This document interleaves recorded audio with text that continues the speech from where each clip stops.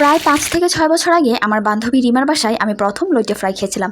তবে সেই লইটে ফ্রাইয়ের স্বাদ আমার মুখে যেন আজও লেগে আছে। আর আমি যেভাবে লইটে ফ্রাই করে থাকি সেটাই আপনাদের সাথে শেয়ার করবো আজ। এর জন্য প্রথমেই লইটে মাছগুলো কেটে নিয়ে আমি খুব ভালোভাবে পরিষ্কার করে নিয়েছি। তো মাছগুলো ভালোভাবে পরিষ্কার করে নেওয়ার পর আমি এর মধ্যে আদা রসুন বাটা দিয়েছি 1 টেবিল চামচ, 2 থেকে 3টা কাঁচামরিচের পেস্ট দিয়েছি, 1/2 টেবিল চামচ লাল মরিচ গুঁড়া দিয়েছি, 1/2 টেবিল চামচ জিরা ধনিয়া গুঁড়া দিয়েছি, সামান্য পরিমাণ হলুদ গুঁড়া দিয়েছি এবং স্বাদ মতো লবণ দিয়েছি। তারপর এর সাথে ব্যবহার করেছি 1 কাপ পরিমাণ চালের গুঁড়া।